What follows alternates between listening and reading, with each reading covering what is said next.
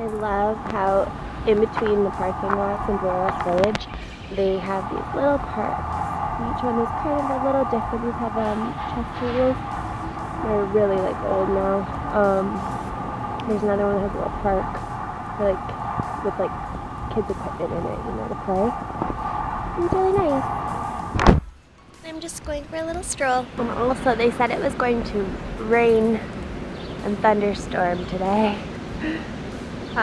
It's a little bit gray in bits, but you can see it's pretty sunny, which is kind of nice. Out walking through Blue West Village, I run into two of my clients slash friends. Say hi. Hi. Enjoying a walk now, just together before I head home.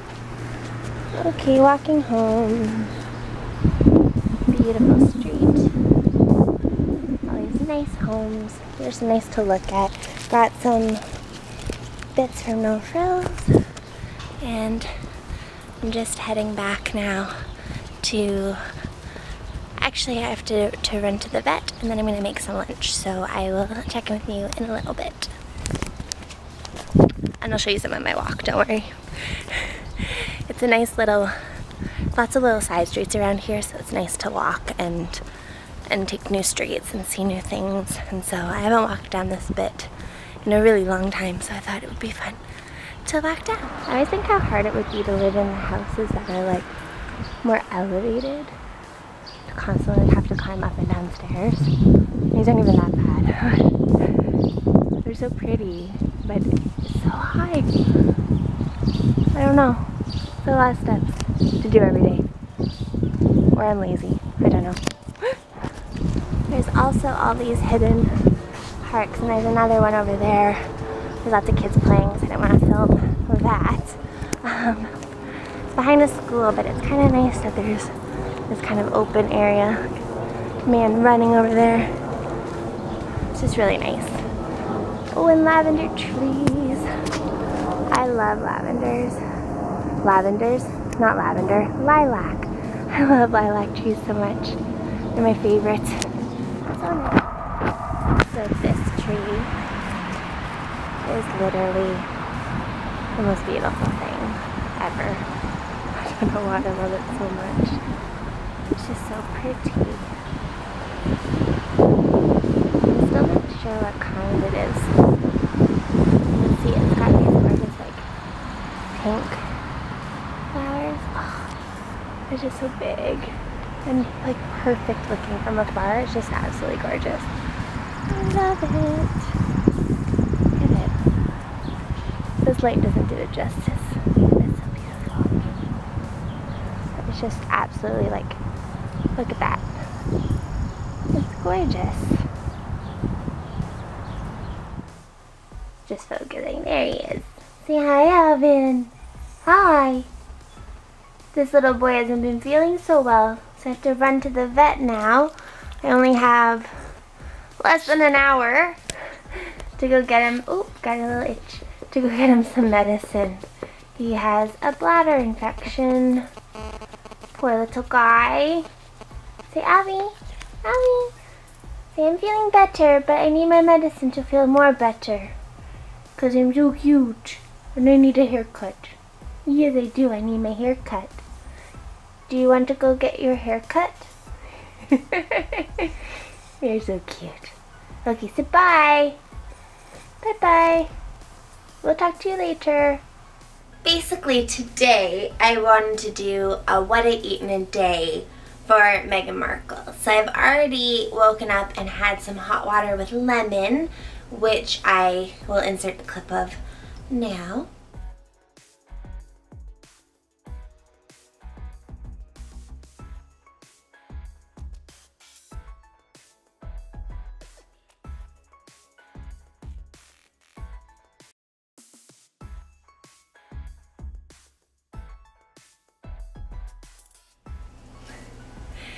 And then from that, I went up to Blue West Village, which is near where I lived. I had, what did I have?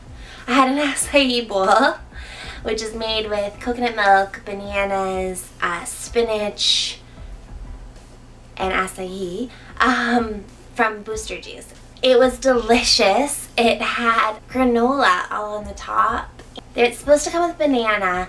They ended up not having any, so he used strawberries. So it was delicious anyways. It was so good. They have another one that's green that I wanted to try, but according to, which is what I'm going to talk about now, this little website I found, she prefers acai. So since it's my Meghan Markle, what can I eat in a day, I had to do that. It's basically a little article I found on livestrong.com, and it's a list of different things that she does and eats, basically kind of like the rules she lives by for her eating habits. I recently watched another What I Eat in a Day Meghan Markle on another YouTube channel that I follow, and I'm drawing a blank on her name, so I will put it here if you want to go watch that one as well. Oh, Candace Lowry. She's was on BuzzFeed or is on BuzzFeed, I'm not really sure, but I do love her kind of dry humor, and so I thought it was a really fun video. The way she did it was kind of her ideal day of eating. So it was her favorite things. There was scallops, there was a niçoise salad, there was a protein smoothie in the morning, and all this other things. If you know anything about Meghan Markle, which I didn't know this about her, was she had a lifestyle blog called The Tig, which was made for her favorite wine, which is called Tignanello. I'm probably butchering that, but yes, it's called that. And it's a red, and it seems she really likes a lot of red wines, which is lovely. I do enjoy a good red wine here and there for myself, but I'm not a big winey, and I definitely go with the seasons, and so in the winter I tend to do more reds, and in the summer months I tend to like whites or rosés. So when doing a Meghan Markle video, you get to drink some wine. So I've got a rosé here. It's from Peller Estates. It's nothing fancy. It's like $9 a box. But it's really good. Anyways, it's not too sweet. That's why I quite like it. It's not the nicest smelling wine, if that makes sense. And I know taste and scent should go together, but I find it tastes better than it smells to me. And yeah, again, not a winey. You might think, gosh, that is awful, I would never even try it, and that's okay, but I quite like it. So yum.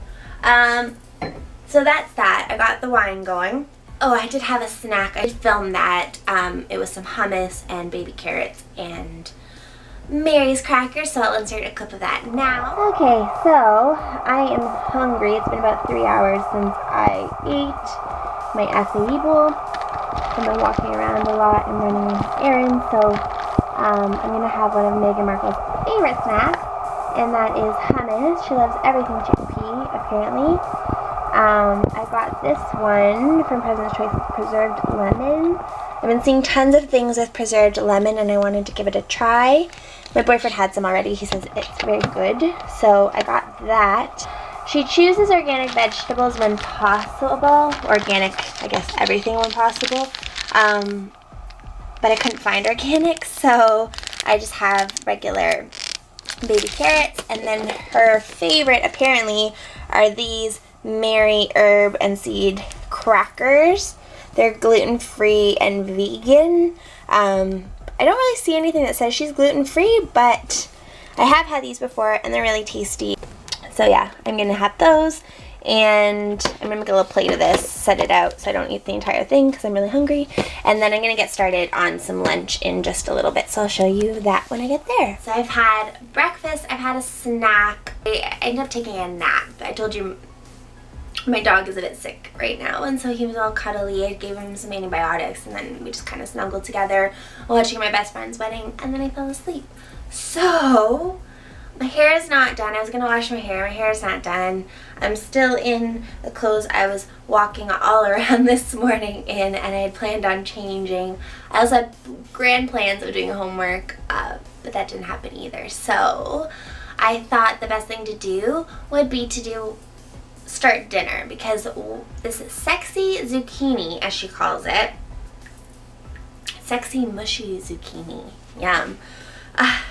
She says it makes a really nice cream sauce without the cream, and it's basically slow roasting a zucchini and then putting it in with your sauce. So I, being the genius I am, did not buy any tomato paste or like strained tomatoes or anything like that to actually make sauce, but I do have a buttload of tomatoes, so I'm gonna improvise. I like to cook.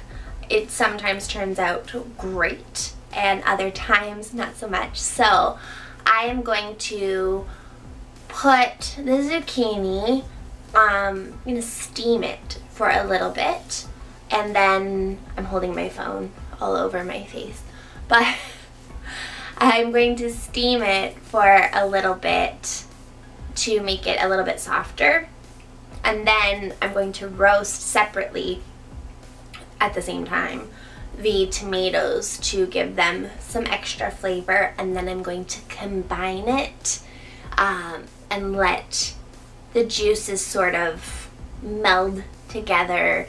Excess liquid can evaporate, and I'm going to slow cook it for the rest of the time with some fresh basil and that I have. And yeah, I'm hoping it turns out really well. I bought this today. I have every belief that Meghan Markle would actually eat just regular spaghetti, or pasta in general, not necessarily spaghetti, but pasta, you know, wheat pasta. There's nothing that I read that said that she's really gluten-free, but I did pick up this one, which is a fazooli pasta with rice and quinoa. Not because I wanted a gluten-free pasta, but because in that same article I read that she also really likes to incorporate superfoods when she can.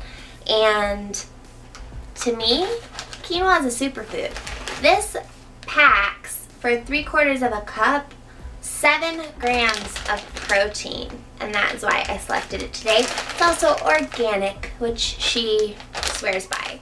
Now, obviously there are certain things that are better to get organic than others. Don't know if quinoa is on that list, but it's just nice. It was an option. I grabbed it. So quickly, to kind of tell you the other bits that are on this list. So 1, she eats organic foods. 2, she starts every day with hot water and a squeeze of lemon, which I told you about. She also likes to treat herself with her favorite wine. She likes to drink her greens. I was going to get it, that just actually reminded me that I wanted to go get a juice today. I had a coupon. I forgot. I was also quite full when I was up there from that acai bowl, so I didn't really need another juice, so that's okay. Number 5 is she reaches for satisfying soups. Soup, particularly those that are lower in sodium, can help with weight management by reducing overall caloric intake at meals, as a study published in the journal Appetite Notes. So it is understandable that Markle has cited it as one of her go-to dinners. She really liked our soups because they are dairy and gluten-free. Her favorites were coconut and mushroom soup, or the broccoli and dill. Again, it's not clearly stating that she is gluten-free, but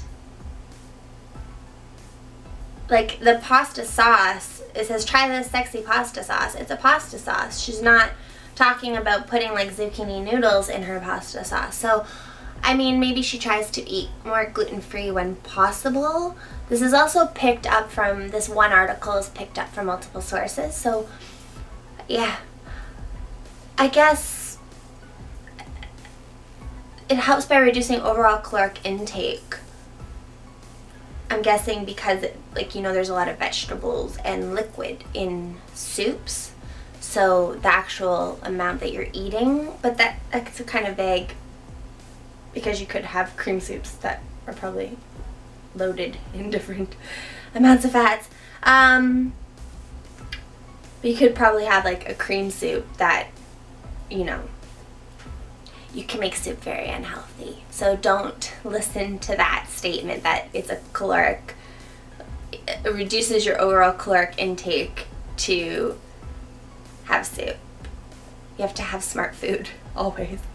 Number 6 was don't skip on superfoods. So another staple for Markle was the acai bowl, which is why I had that. Acai is a superfood. There's lots of superfoods, and the term gets thrown around a lot, but basically it's a really nutrient-dense food.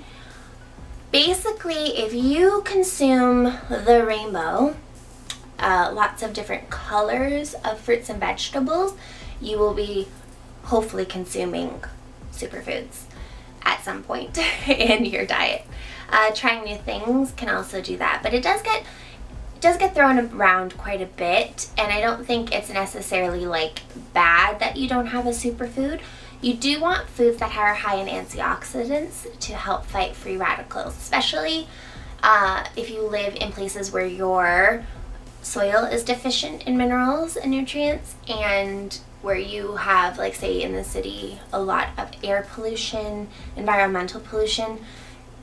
You're exposing yourself to more free radicals. If you eat a lot of processed food, you're exposing yourself to more free radicals. So those are basically the bad guys that cause, you know, disease. So antioxidants fight those, but there's lots of different antioxidants. So if you want more information, just keep looking that up.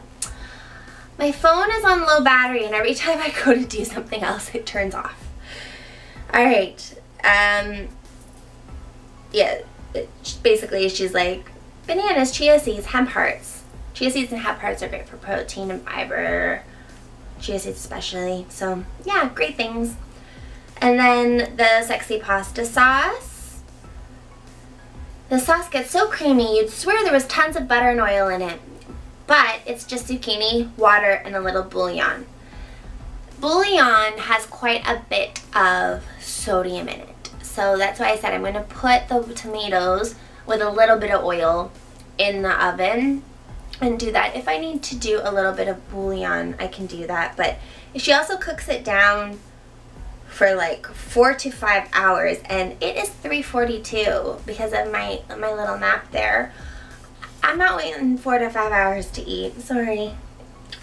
I meant to start it sooner, but I didn't. And then it says treat foods like medicine, which I love this statement because it says when she was feeling stressed on the Suits set, wow, what a tongue twister, the former actress would boost her fruit and vegetable intake to increase her energy and better handle the pressure.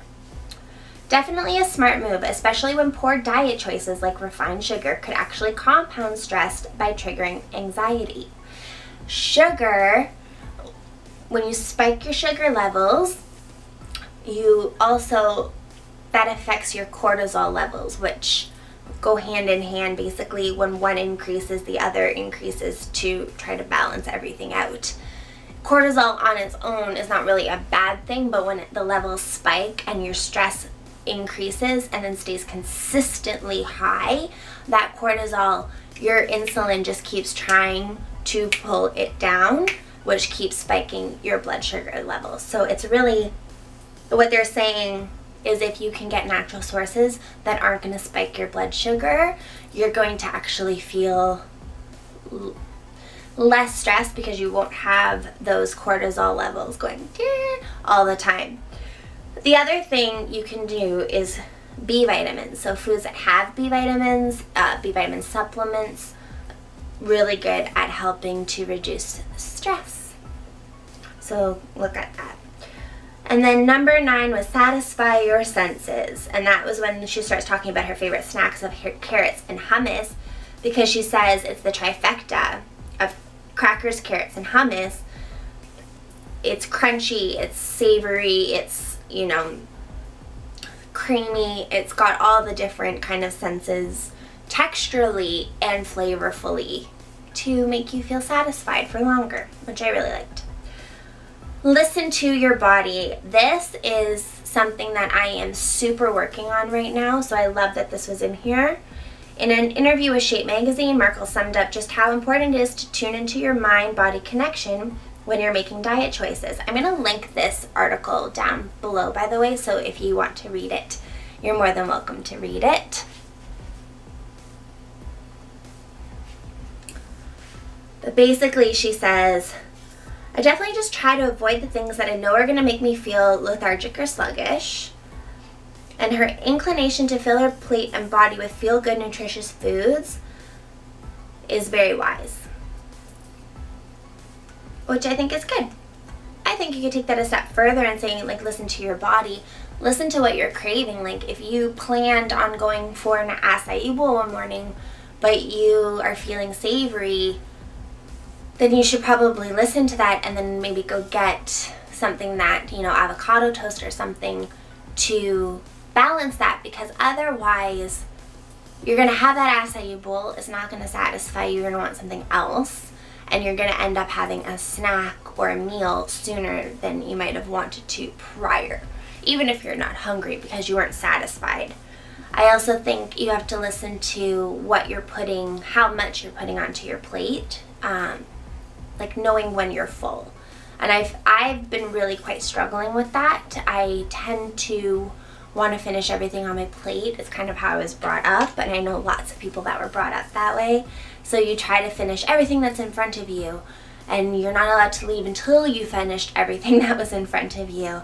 And that's just not a really good way to live, right? You might not need all the food that's in front of you. It might be too much, especially if you start talking about, refined carbohydrates, because those do convert to sugar, and processed food. So yeah, you really do have to be careful in how much you are eating. I also think that the caloric, especially if you're trying to lose weight, right? You're trying to consume less calories than you expend.